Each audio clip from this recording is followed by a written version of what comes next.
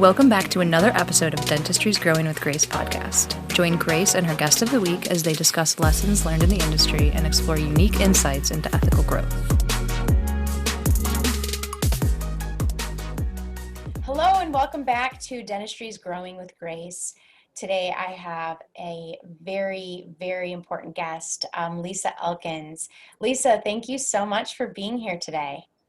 Oh, thank you, Grace. I've been looking forward to it. So Lisa, tell me about a little bit about your history, how you kind of came to be where you're at in your business, and give us a little bit of background about what you do. Happy to. So I've been an architect, a licensed architect for about 20 years now, and 10 or 11 years ago, our practice designed its first dental office. And I will be honest, as an architect, when you're in architecture school, you think, oh, medical, I don't ever want to do that. It's going to be boring. I want to design restaurants. I want to design residences. And then we designed our first dental office, and we kind of looked around and we said, that was really fun. That was exciting. And dental office design has come a long way. I feel like people these days need an office that looks nice, to keep up with trends and to keep up with the industry. And so after that, we were kind of on a roll, and we started designing more and more of them. At that point, my firm was only architectural services. And so a couple of years ago, we realized that to really be competitive in the way that this industry works, we needed to have construction under our umbrella as well. And so we kind of pulled that all together with a team that we'd already been working with for many years, and formed On Point Design Build. So it was an interesting journey, and we're very happy to be where we are now. That's great. So it was kind of an evolution. I always joke that we don't choose dentistry. Dentistry chooses us. Like we have that first experience, and then there's something about it that's just different and special, and we get kind of pulled in. So I'm sure other people can relate to that. So how long have you been serving dental practices? So after we did that first one about 11 years ago, it wasn't too long after that we started doing a few more. And we also, to be fully transparent, we do some boutique medical, so things like urgent care offices, dermatology offices, some things like that.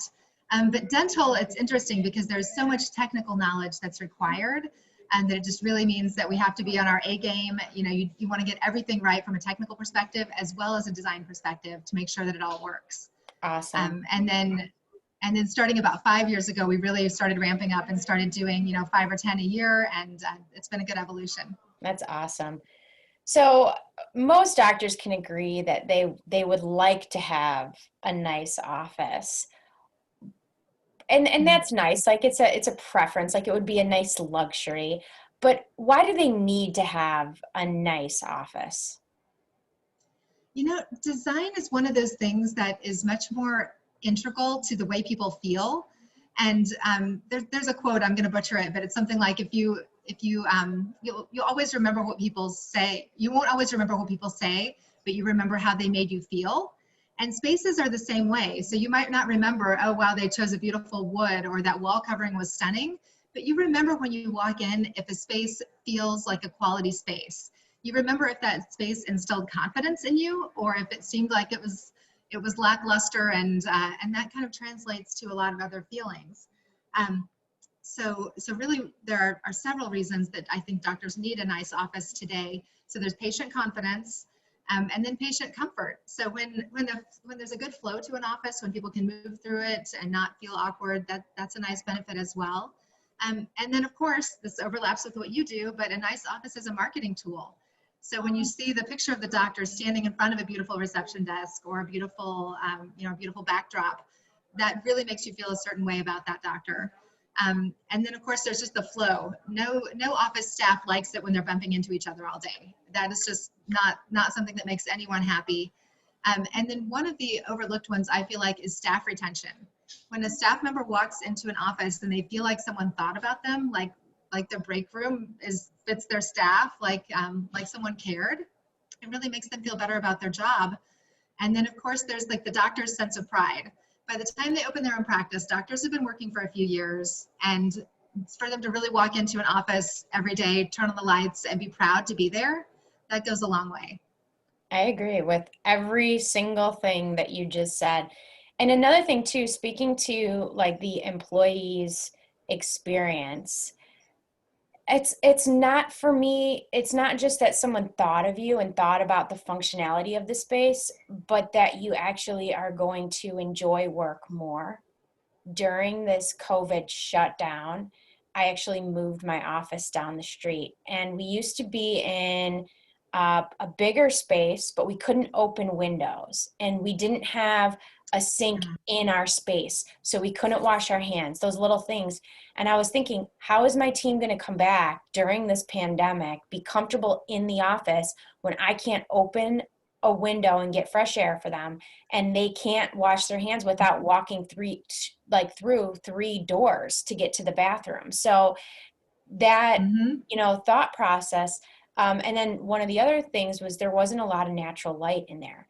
And so we actually downsized significantly into a different office space, but every single one of my team members has said, this is so much better. This is so much better. So even if you have a smaller space, I would, it depends in dentistry, because that you can't expand or serve a number of patients if you're confined by space. But even if you have a smaller space, there are still ways to make a small space feel open, inviting, and meet the needs of the culture that you're building in your practice. So I love that. This is probably my favorite question that I've asked anyone in a long time, just because I'm a design nerd, not interior design. Like every single one of my spaces looks like I just moved in, because I'm not good with interior design, but I'm big on like website design, and we're always looking at trends. So what are some trends you're seeing in office design? And I just love this question. So trends are tricky though, right? Because you don't want to be so on trend that 5 minutes later everything looks outdated. Yep. So it's always a balance, and we do warn people of that when they are having a lot of ideas that are very trendy. We kind of let them know that sometimes you can, if it's a hot color of that season, use it in a throw pillow, use it on one accent wall. Don't paint the whole office, emerald green kind of thing. So we definitely warn people a little bit about how to utilize trends. And some of the things we've been seeing, so of course, gray and white have been the colors of the last couple of years. I'm sick of it, quite frankly. I'm sick of it, personally. And my whole house is that way. It's still beautiful. It's still beautiful. It's still in. Yeah. I'm ready for a new trend, I think. And what we're starting to see is that some of the woods are warming up again. Yes. So the really gray, like the grayed out wood floorings, and they're still beautiful. So if people have them, it's still going to look good for several years. But people are starting to warm those up just a little bit, and then you get a little bit more of that warm, cool balance that plays really well in the design world. So the wood's a little bit warmer. You can still keep a gray wall. We're still seeing people doing accent walls for pops of color here and there. And then with the brighter colors, because once in a while people will come to us with the branding color, and it's one of those things that looks fantastic on a logo because the logo is this big, but you do not want to do a whole wall that's that color. And so with those people, we'll work in a way that it's just a touch somewhere. It is just a little piece or a little accent. So we use color very carefully and very intentionally. I cannot tell you how many times they've sent me their beige from their wall and told me to make their logo match their beige. And I'm like, that's not how this works. Yeah. You can have brand consistency without having every single thing in the practice and on the website being the same shade of beige. We got to get creative here. We've got to bring in color. Definitely. So, and graphics and architecture translate color very differently. So you have to be cognizant of that.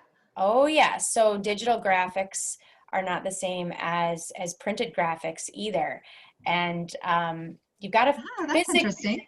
Yeah. So there are Pantone colors which are similar to like picking out paint swatches. You have to do it in person, but every computer setting has a different setting on it, so you're never going to get true color consistency on digital devices, which people don't realize. So they go, Wow. hey, you did my logo, send me my paint colors. I'm like, no way. I'm not touching that with a 10-foot pole. You've got to pick that in person with your eyes. So Yes. I love that. And it's so important that these things go together. Another great question for everyone right now. How has COVID, the C word, affected dental office design? So we're seeing a lot of doctors agonizing over how much to design for right now versus, in 2 years when we all hope that there is a solution here. So we've had a lot of conversations about open versus closed ops. And so, of course, closed ops, you can close the door. It's a little bit safer that way. But there are a lot of things you can do if you want to keep that open feeling and not close everything off. Because I will also say as an architect that the more doors you have, the more ADA door clearances, and that's Americans with Disabilities Act, you have to have clearances around each door. And so it takes up more space. And so for doctors that still have, we do a lot of practices in the city, so if they have a smaller footprint, we're trying to maximize that. There are other things you can do. So, so we've been having those conversations a lot. And then of course the waiting room is a big thing that doctors have different opinions on as well. So we kind of talked through, do you want to still have a smaller waiting room and possibly put some partitions between the people that are waiting? Do you want to have people waiting outside and in their cars? And what does that look like in June versus January? Because if you have a city practice and you're going to make people stand outside after they just took the bus to your office, that's a little bit brutal when it's -10. So just thinking about all those things and how they work. We've seen some people that want bigger waiting rooms so people can be spaced further apart, and some people want smaller ones because they are managing it differently and taking people back to rooms more quickly, taking parents back with pediatric care, taking parents back with the children when previously they wouldn't have done that. So there's been a lot of pivots that we're seeing. And then of course the air purification systems are something that we're designing into a lot more offices these days. So it's been interesting. That's the scientific side and scientific approach, but thinking about that in advance is always nice when you can. And there are smaller units and there are bigger units, and just figuring out which one is right. Awesome. So there's no right way there are multiple right ways. We've got to adjust the plan and the design for what you're trying to accomplish and your processes and protocols that are being put in place. So I love anytime someone talks about customization of things, I get excited because I think there's too much like cookie cutter in dentistry. Like this is the way, yes. Absolutely. And that actually translates to design as well. Even if it's a nicely designed office, but it looks like 10 others, I think they lose kind of that potential that comes along with a highly branded space. Yep. When you walk in and you know that you are in this particular space and not another doctor's space, I think that's powerful. And you can do that, with color. You can do that with accessories. You can do that just with how you bring in the doctor's personality. And so I think that goes a long way in making each one personal. Absolutely. And everything that you just said applies 100% to what we do in website development too. I look at website development and physical space as they're both like storefronts. Like you've got your digital storefront on your website and you've got your physical storefront.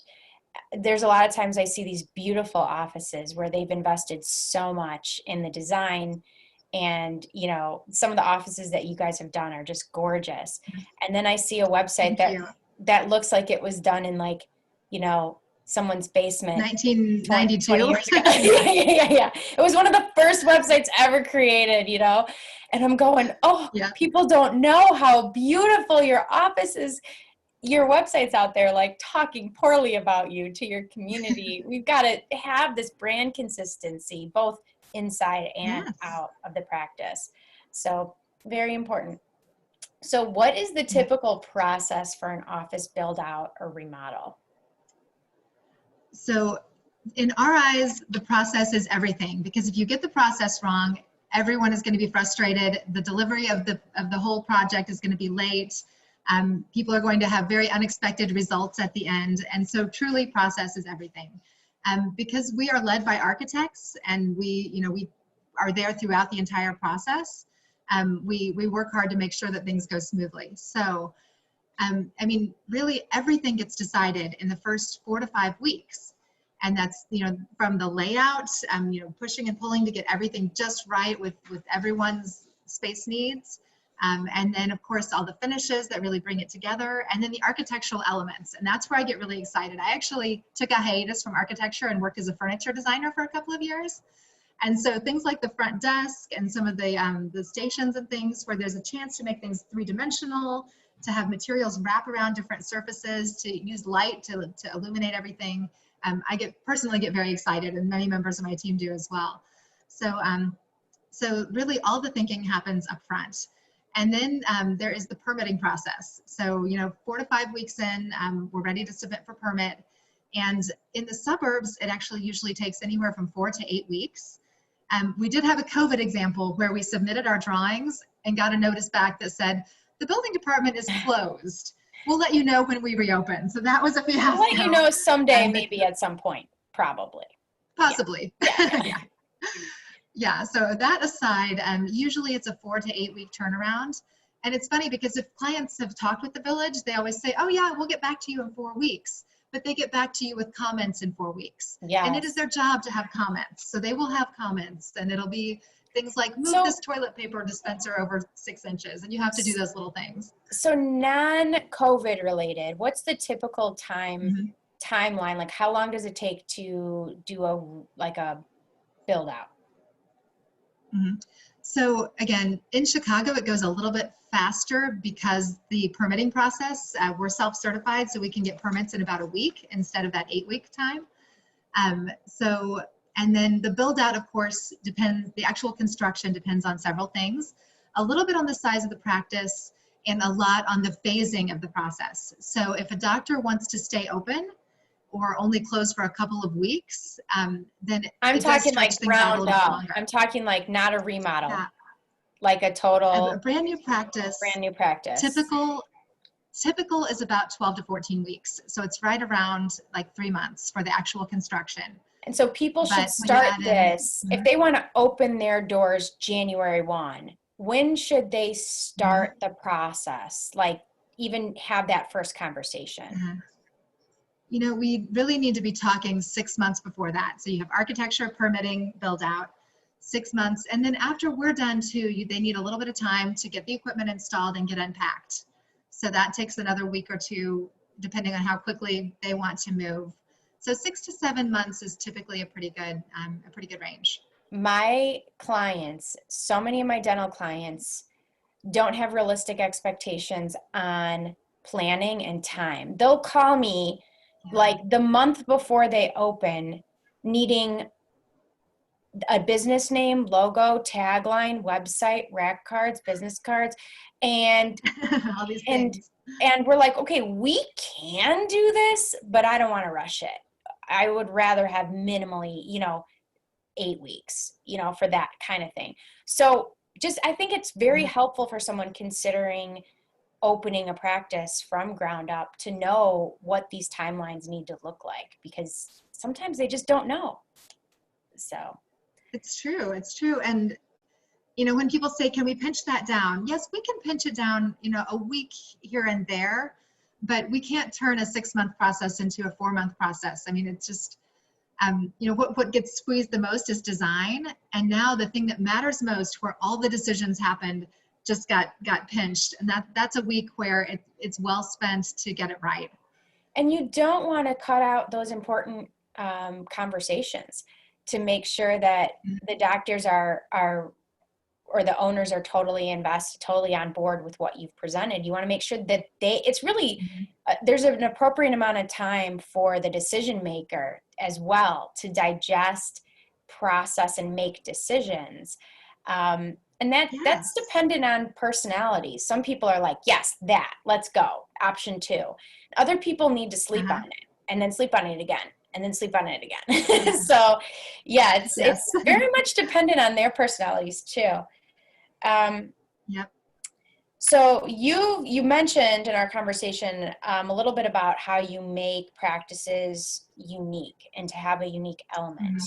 Can you expand a little bit on how you do that? Sure. So up front, we actually have a worksheet because we have to stay very organized. Things move fast in this process, and organization is key. So we have a worksheet that we walk through with doctors. We find out what they love, we find out what they hate, and then we really develop the tone of the project. And tone is, if you think of it as when you walk into a space, is it bright or is it dark? Are things shiny or are they matte? Does it feel a little more traditional or does it feel uber modern? And just really setting the tone. And so that's an important part. And honestly, one of the most fun pieces of that is we fill our entire conference table with materials as well. And we won't give the doctors too long to think about it. It's like, take anything off the table that you just do not like right away. And then like we make a little pile of the things that they're really drawn to. I love that. And then we build around that. So it's a really cool process because we find out, oh my gosh, this doctor hates triangles. Who knew, or wow, this doctor thought that they liked dark colors, but everything they're gravitating toward is bright. So just figuring out truly what's in their head. It's so similar to our branding process when we're developing a logo and helping them come up with what they're going to, the face of their business. We oftentimes learn about what they like by eliminating what they don't like. It's a process of elimination so much. Yes. So there's so many parallels here. I just love it. So I love this, and I'm sure there are plenty of people out there that are either about to purchase their first practice, about to build, or considering, remodel. If they have questions for you, they're interested in learning more about you, how can they get in touch with you? Oh, my cell phone is always with me, and I never mind taking calls in the evening because talking with people, especially early on when they're still excited and figuring everything out, is really enjoyable for me as well. I'm a people person, so I love to just meet people and talk with them. And so my cell phone is probably the best way. So that number is 312-860-2278. And I'm happy to chat about design. So I would love it if anybody wants to call. Email, and of course checking out our website first, because there are other people in the space. Design is our thing, and that's what we get very excited about. So if people just want an office that gets them by or that gets them open, or they don't care a lot about how it looks, we might not be the perfect fit, but I'm happy to talk with them and sort that out as well. Absolutely. Awesome. And what's your website for our listeners? Yep, it is onsitedesignbuild.net. Awesome. And that net is the hard part. Everyone wants to keep typing .com, but it's onpointdesignbuild.net. Awesome. Thank you so much, Lisa. And for our friends, followers, clients, members, thanks so much for being a part of Dentistry's Growing with Grace. Join our Facebook group, Dentistry's Growing with Grace. Listen to our podcast. And if you have any questions about how to grow your practice, we're here for you. You can always visit identitydental.com. I hope you have a wonderful day. Thank you. Thanks, Grace.